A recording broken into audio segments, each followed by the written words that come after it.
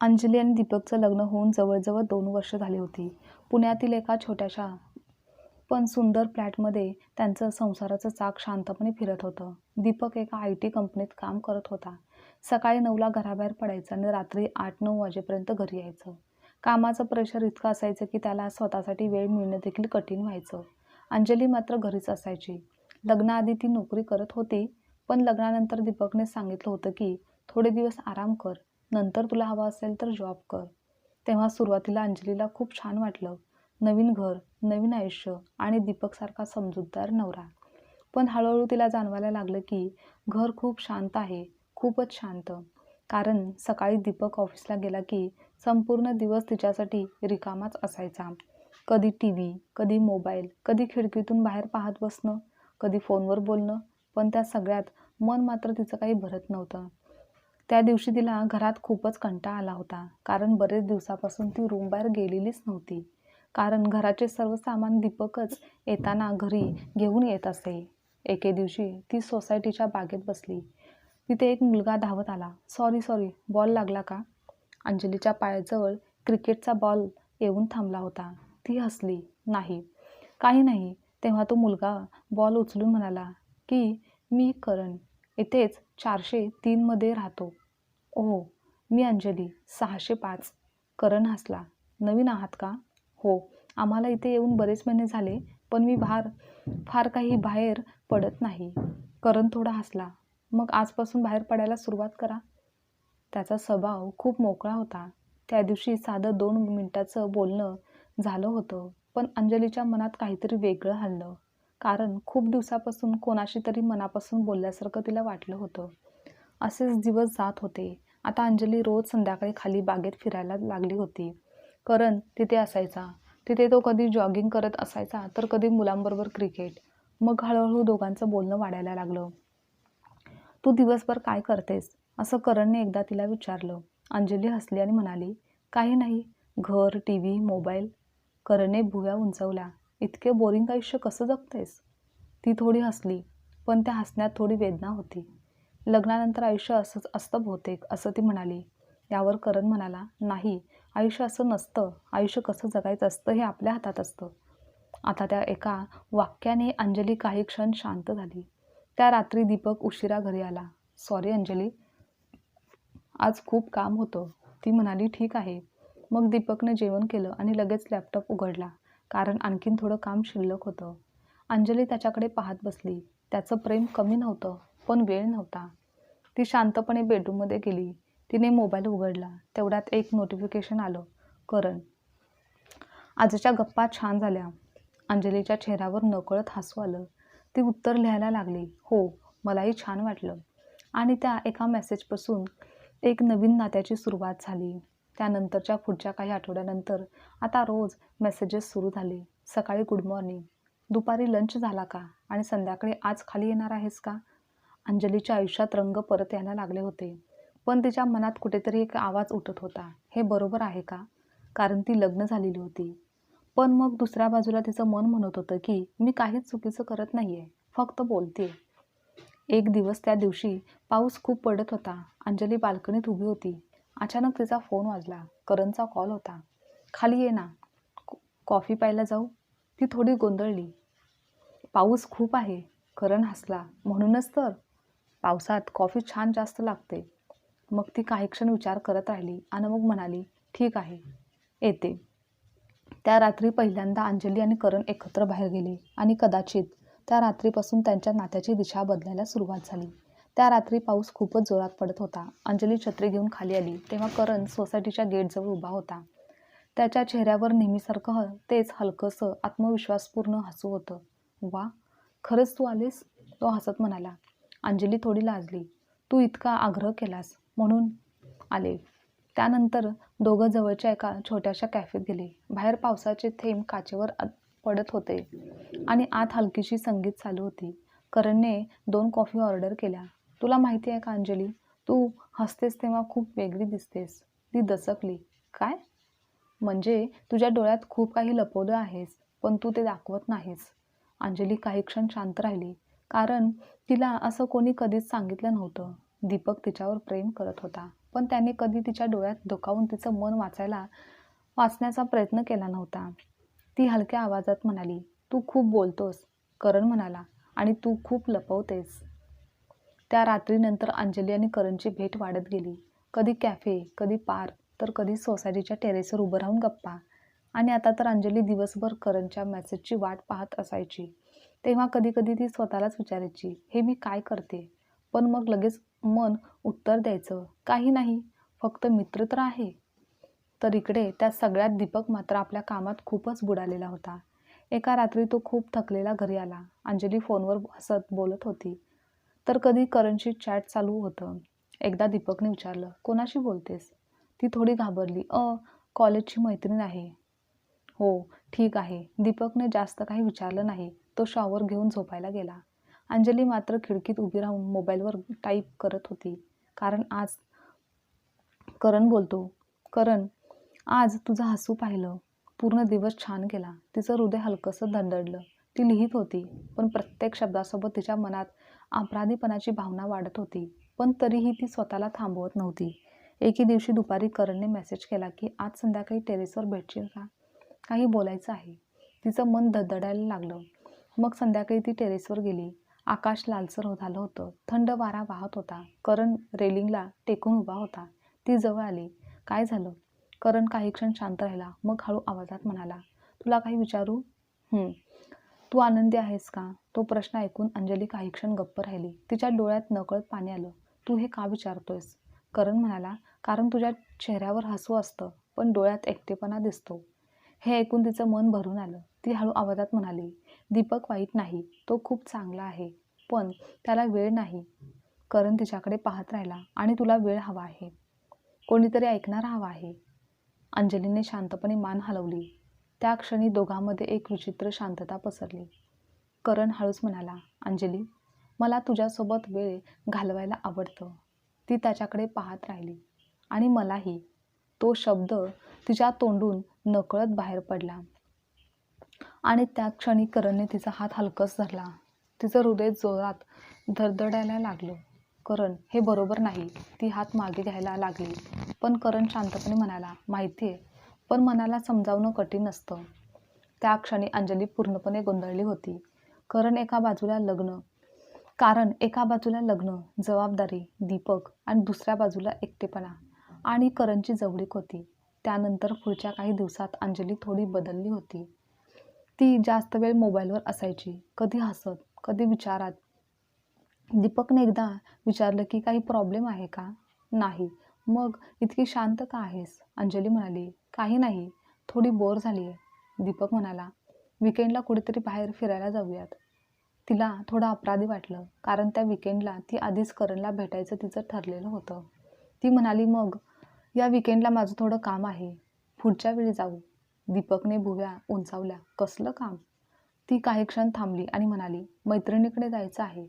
मग दीपकने मान हलवली. पण त्याच्या मनात पहिल्यांदाच संशयाचा छोटासा बीज पडला. तो दिवस, जो सर्व काही बदलणारा होता.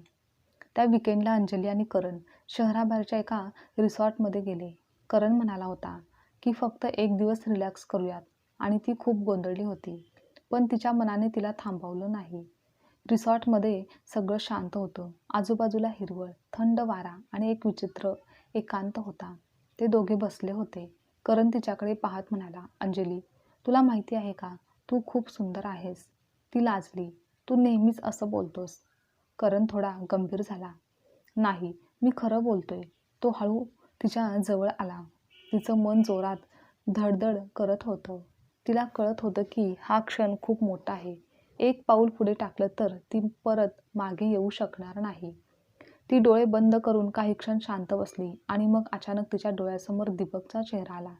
तो थकलेला, पण तिच्यासाठी झटणारा. मग तिने पटकन डोळे उघडले. करण, आपण इथून निघून जाऊयात. तो आश्चर्यचकित झाला. पण का? अंजली उठली. कारण हे चुकीचं आहे. तो काही क्षण शांत राहिला. मग हळू आवाजात म्हणाला, तुला माझ्यासोबत राहायचं नाही? तिच्या डोळ्यात पाणी आलं. मला माहिती नाही. त्या क्षणी तिचं मन दोन भागात तुटलं होतं. पण त्याच वेळी घरी दीपक एकटा बसला होता. त्याने अंजलीला फोन केला, पण फोन बंद होता. मग त्याने पुन्हा कॉल केला, पण तरीही फोन बंद होता. मग त्याला अचानक काहीतरी आठवलं. अंजलीचा जुना लॅपटॉप टेबलवर ठेवलेला होता. त्याने तो उघडला आणि तिथे करणसोबतचे काही मेसेजेस दिसले. ते पाहताच दीपकच्या हातातून माऊस खाली पडला. त्याच्या डोळ्यात अविश्वास होता. त्याच्या मनात एकच प्रश्न घुमत होता की अंजली, तू असं का केलंस? रिसॉर्टमधून परत येताना अंजली पूर्णवेळ शांत होती. करण गाडी चालवत होता, पण त्यालाही तिचा बदललेला चेहरा जाणवत होता. काही वेळानंतर तो म्हणाला, अंजली, तू अजूनही विचारातच आहेस का? तिने खिडकीबाहेर पाहतच उत्तर दिलं, करण, आज जे झालं त्यानंतर मला खूप विचित्र वाटते. विचित्र म्हणजे? ती हलक्या आवाजात म्हणाली की मला असं वाटते की मी दीपकला फसवत आहे. करणने सुस्कारा सोडला आणि म्हणाला, अंजली, नातं फक्त कागदावर टिकत नाही. तुला आनंद मिळत नसेल तर ते नातं आधीच संपलेलं असतं. यावर अंजली काही बोलली नाही, कारण तिच्या मनात मात्र एकच विचार होता की दीपकने कधीच मला दुखावलेलं नाही, मग मी त्याच्यासोबत असं का करते? रात्री उशिरा ती घरी पोचली. दरवाजा उघडताच तिला काहीतरी वेगळं जाणवलं होतं. हॉलमध्ये लाईट चालू होता. दीपक सोफ्यावर बसलेला होता. त्याचा चेहरा पूर्णपणे गंभीर होता. तिचं हृदय धडधडलं. अरे, तू अजून जागा आहेस? दीपक शांतपणे म्हणाला. हो. आता त्या एका शब्दात इतकी थंडता होती की अंजली घाबरली. ती बॅग ठेवतच म्हणाली, मी मैत्रिणीकडे गेले होते ना. दीपक हळूच उठला. त्याच्या हातात मोबाईल होता. तो तिच्या समोर आला आणि शांत आवाजात म्हणाला, खरंच? या प्रश्नाने ती गोंधळली. हो हो, का? दीपकने मोबाईल तिच्यासमोर धरला आणि स्क्रीनवर करणसोबतचे सगळे मेसेजेस दाखवले. ते पाहून तिच्या पायाखालची जमीनच सरकली. हे काय आहे अंजली? त्याचा आवाज तुटत होता. तिच्या डोळ्यात पाणी आलं. दीपक, सांग, हा करण कोण आहे? आता घरात पूर्ण शांतता पसरली होती. घड्याळाचा टिकटिक आवाज फक्त ऐकू येत होता. ती रडायला लागली. दीपक, मी चुकीची आहे. पण दीपक अचानक ओरडला. पण काय? त्याच्या डोळ्यात राग आणि वेदना दोन्ही होतं. मी तुझ्यासाठी दिवस रात्र काम करतो. तुझ्यासाठी, आपल्यासाठी हे घर उभं केलं आणि तू? पुढे तो वाक्य पूर्ण करू शकला नाही. अंजली रडतच म्हणाली, मी तुला फसवायचा विचार केला नव्हता. यावर दीपक हसला. पण ते हसू खूप कडू होतं. मग काय करत होतीस? ती काही क्षण गप्प राहिली. मग हळू आवाजात म्हणाली, दीपक, मी एकटी पडली होते. हे ऐकून दीपक थोडा थांबला. म्हणजे? ती डोळं पुसत म्हणाली, खरंच तू खूप चांगला आहेस, पण तू कधी माझ्यासोबत नव्हतासच. काय म्हणायचं आहे तुला? तू नेहमी कामात असायचास आणि मी दिवसभर एकटी घरी असायचे. दीपक ही काही क्षण शांत राहिला. तेव्हा त्याला पहिल्यांदाच जाणवलं की कदाचित तो खरंच तिच्याकडे दुर्लक्ष करत होता, पण तरीही त्याचं मन दुखावलं गेलं होतं. तो हळू आवाजात म्हणाला, म्हणून तू दुसऱ्या पुरुषाकडे गेलीस? ती खाली मान घालून उभी राहिली. आता त्याच वेळी अंजलीचा फोन वाजला. स्क्रीनवर करणचे नाव चमकत होते. दीपकने ते पाहिलं. त्याच्या डोळ्यात पुन्हा राग चमकला. उचल फोन. ती घाबरली. नको दीपक. उचल. मग तिने थरथरत्या हाताने कॉल उचलला. हॅलो. करणचा आवाज आला. घरी पोहोचलीस का? मी थोडा टेन्शनमध्ये होतो. दीपकने तिच्या हातातून फोन घेतला. हॅलो. करण काही क्षण शांत राहिला. तू कोण? दीपक थंड आवाजात म्हणाला, मी अंजलीचा नवरा बोलतोय. त्या क्षणी फोनच्या दुसऱ्या बाजूला पूर्ण शांतता पसरली. काही सेकंदांनी करण म्हणाला, ओह. दीपकचा आवाज कठोर झाला. माझ्या बायकोपासून दूर राहा. करण काही क्षण शांत राहिला. मग हसत म्हणाला, ती स्वतःच माझ्याकडे आली होती. हे ऐकताच दीपकचा राग अनावर झाला. तुझी हिंमत कशी झाली? इतक्यात करणने फोन कट केला. त्या रात्री दीपक आणि अंजली दोघेही झोपले नाहीत. ती सतत रडत होती. दीपक खिडकीजवळ उभा राहून त्याच्या मनात हजारो विचार चालू होते. अचानक त्याने शांत आवाजात विचारलं, तू त्याच्यावर प्रेम करतेस का? ती दचकली, कारण हा प्रश्न तिला अपेक्षित नव्हता. ती काही क्षण विचारात पडली. मग हळू आवाजात म्हणाली, मला माहिती नाही. दीपकच्या डोळ्यात वेदना चमकली. म्हणजे अजूनही तुला खात्री नाही? ती काही बोलली नाही, कारण तिला खरंच उत्तर माहिती नव्हतं. दुसऱ्या दिवशी सकाळी अंजली उठली तेव्हा दीपक घरात नव्हता. टेबलवर एक छोटा कागद ठेवलेला होता. त्यावर लिहिलं होतं, मला थोडा वेळ हवा आहे. ते वाचून तिचं हृदय तुटलं. ती खुर्चीवर बसून रडायला लागली. त्याचवेळी तिचा फोन वाजला. करणचा कॉल होता. ती काही क्षण विचारात करत राहिली आणि शेवटी तिने फोन उचलला. हॅलो. करण म्हणाला, काल काय झालं? ती शांतपणे म्हणाली, दीपकला सगळं कळलं आहे. हो. मग? तो घर सोडून गेला. करण काही क्षण शांत राहिला. मग म्हणाला, अंजली, आता तू माझ्यासोबत ये. काय? हो. आता तुला कोण रोखणार आहे? तिचं मन अचानक अस्वस्थ झालं. कारण तिच्या मनात पहिल्यांदाच प्रश्न आला की करणला खरंच माझी काळजी आहे की फक्त मला मिळवायचं आहे त्याला. आणि तेव्हाच दरवाजावर बेल वाजली. तिने दरवाजा उघडला तर बाहेर दीपक होता, पण त्याच्यासोबत एक पोलीस अधिकारी सुद्धा होता. अंजली घाबरली. दीपक, काय झालं? दीपकच्या चेहऱ्यावर वेदना आणि राग दोन्हीही होतं. तो हळू आवाजात म्हणाला की अंजली, मला आज कळलं की तुझा तो करण तो फक्त तुझ्यासोबतच नाही तर. तिचं हृदय धडधडलं. म्हणजे? मग पोलीस अधिकारी पुढे आले. तो माणूस कधीही याआधीही 2 महिलांना फसवून पैसे घेतल्याच्या केसमध्ये संशयित आहे. तिच्या डोळ्यात धक्का उमटला. तिच्या हातातून फोन खाली पडला आणि तिला अचानक जाणवलं की ज्याच्यासाठी ती तिचं आयुष्य तोडायला तयार झाली होती तो माणूस कदाचित खोटा होता. पोलीस अधिकाऱ्याचं वाक्य ऐकताच अंजलीच्या पायाखालची जमीनच सरकली. तो माणूस आधीही 2 महिलांना फसवून पैसे घेतल्याच्या केसमध्ये संशयित आहे. ती स्तब्ध झाली. नाही, हे शक्य नाही, ती पुटपुटली. तिच्या मनात करणचे ते हसरे चेहरे, त्याच्या गोड गप्पा, त्याची काळजी, त्याचं बोलणं सगळं एकदम डोळ्यासमोर फिरायला लागलं. पण तो खोटा होता. तेव्हा दीपक शांतपणे म्हणाला, मलाही काल विश्वास बसला नव्हता, पण आज सकाळी माझ्या एका मित्राने मला सांगितलं की तो करण याआधीही 2-3 शहरामध्ये महिलांशी जवळीक करून त्यांच्याकडून पैसे उकळायचा. तिच्या डोळ्यातून अश्रू वाहू लागले. म्हणजे तो माझ्याशी जे काही बोलला ते सगळं खोटं होतं? तेव्हा पोलीस अधिकारी म्हणाले, आम्ही त्याच्यावर आधीपासून लक्ष ठेवून आहोत. अंजली खुर्चीवर बसली. तिला असं वाटत होतं की तिचं संपूर्ण आयुष्य कोसळलेलं आहे. आता अचानक तिचा मोबाईल पुन्हा वाजला. स्क्रीनवर पुन्हा तेच नाव चमकत होतं, करण. तिचे हात थरथरत होते. मग पोलीस अधिकारी म्हणाले की फोन उचला, आम्हाला ऐकू द्या. तिने कॉल उचलला. हॅलो. करणचा नेहमीसारखाच मोकळा आवाज आला. अंजली, तू विचार केला आहेस का? माझ्यासोबत येशील ना? तिच्या डोळ्यात अश्रू होते. ती हळू आवाजात म्हणाली, करण, तू माझ्यावर खरंच प्रेम करतोस का? करण काही क्षण शांत राहिला. मग हसत म्हणाला, अगं, प्रेम वगैरे मोठ्या गोष्टी आहेत. आपण दोघे एकत्र छान राहू शकतो. बस. हे ऐकताच तिचं हृदय तुटलं. म्हणजे तू माझ्यावर प्रेम करत नाहीस? मग करण थोडा चिडूनच म्हणाला, ए अंजली, इतका ड्रामा करू नकोस. तू माझ्यासोबत येशील का नाही ते तेवढंच सांग. त्या क्षणी अंजलीला सगळं समजलं. ती ज्या माणसासाठी तिचं संसाराचं नातं तोडायला तयार झाली होती तो माणूस तिला फक्त एक संधी म्हणून पाहत होता. मग तिने शांतपणे म्हटलं, नाही करण, मी तुझ्यासोबत येणार नाही. फोनच्या दुसऱ्या बाजूला काही क्षण शांतता होती. मग त्याने रागाने फोन कट केला. त्यानंतर पोलीस अधिकाऱ्याने दीपककडे पाहून म्हटलं, आम्ही त्याच्यावर कारवाई करू, तुम्ही काळजी करू नका. आणि ते तेथून निघून गेले. घरात आता दीपक आणि अंजली दोघे होते. दोघेही काही क्षण शांत उभे होते. त्यानंतर ती हळू आवाजात म्हणाली, दीपक, मला माफ कर. तिचा आवाज थरथरत होता. मी खूप मोठी चूक केली. दीपक तिच्याकडे पाहत राहिला. त्याच्या मनात अजूनही वेदना होती. का केलंस असं? ती रडत म्हणाली, दीपक, मी खरंच एकटी पडले होते. पण त्यासाठी तुला दुखावण्याचा मला अधिकार नव्हता. ती त्याच्या पायाशी बसली. मला शिक्षा दे, पण मला सोडून जाऊ नकोस. दीपकच्या डोळ्यात पाणी आलं. तो काही क्षण विचारात पडला.